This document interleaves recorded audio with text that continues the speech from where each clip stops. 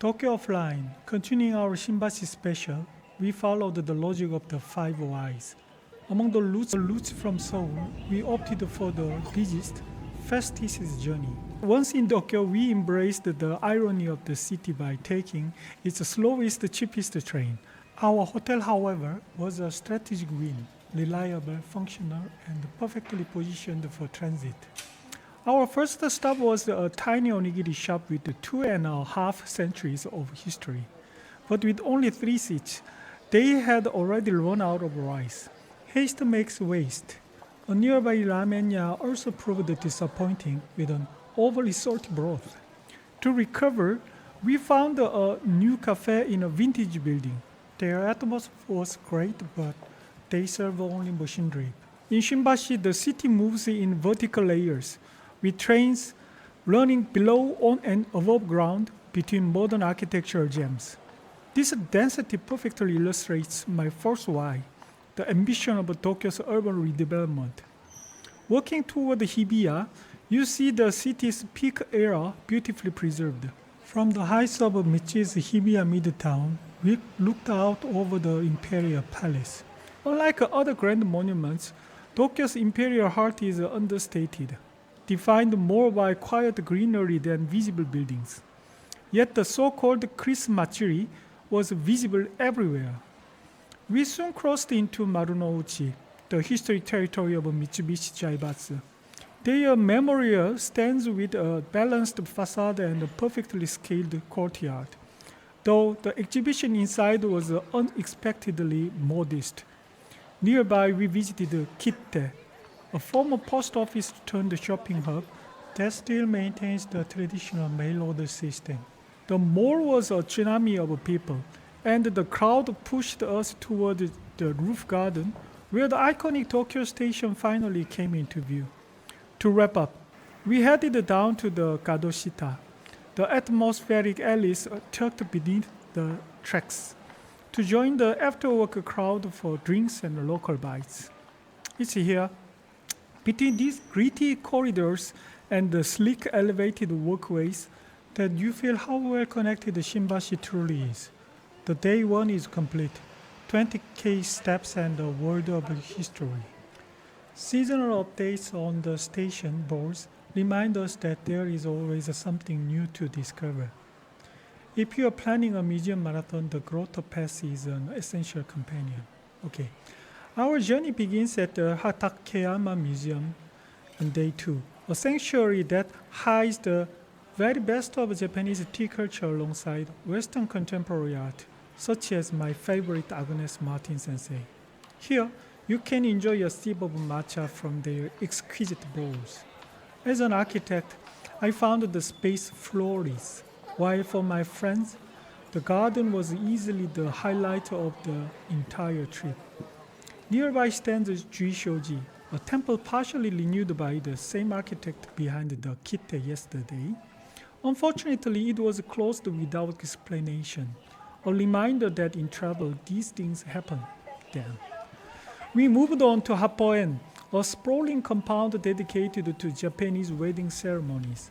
While it houses a chapel and traditional halls, its true soul lies in the healing garden and tea house, where we were greeted with the warmth of omotenashi. Minato City sits within the Yamanote area, close to the historic site of the Shogun's castle, now Imperial Palace. It's an area worth exploring deeply, as both large and small institutions work to preserve the harmony of noble samurai culture. For those curious about the past, I highly recommend this book full of illustrations of the old Tokyo.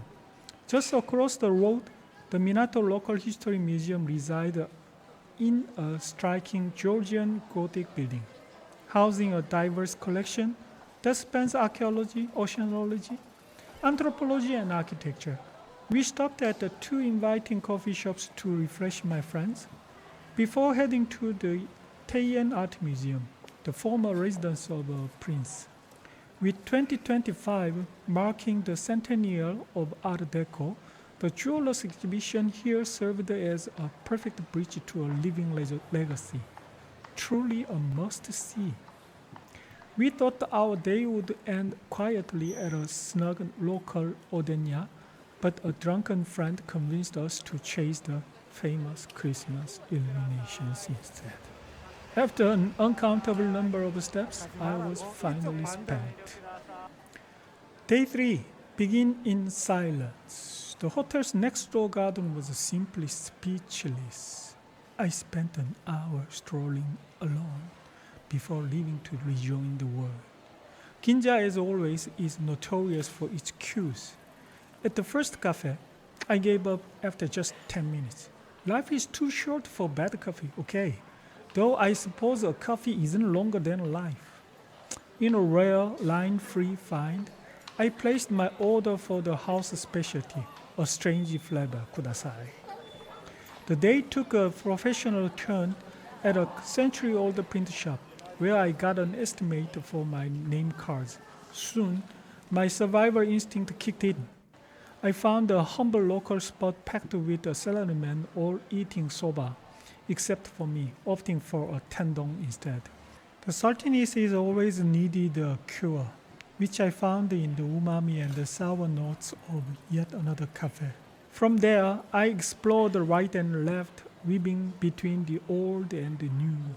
With my friends, we were on and off again, each of us chasing our own tastes, curiosity, and guts.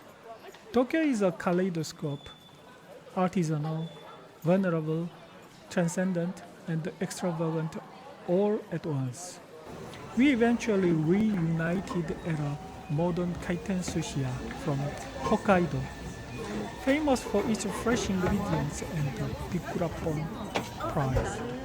Our friendship, much like their finest soy sauce, has only mellowed with time. Once again, I found myself running on empty, injecting some late-night caffeine just to make it home. We began our last day with a long-awaited brunch in Roppongi. On a sunny terrace, we shared plates and coffee while the Tokyo Tower watched over every corner, alley, and square. Later, we took a quiet pause in a Azabudai Zuban Shotengai for a supplementary caffeine fix, tucked away in an intimate spot filled with Japanese character and local flavors. Tokyo is a city of theatrical moments, monumental and lustrous, yet seasoned and intimate. We visited a modernist institution, the collective work of 3 pupils of Le Corbusier. While the hotel and gardens remained private, the rest of this architectural gem is open to the public.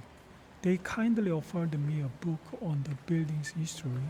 Though I couldn't see it all, I left feeling grateful. 本当にありがとうございました。Moving through Minato City, the Tokyo Tower remains unignorable.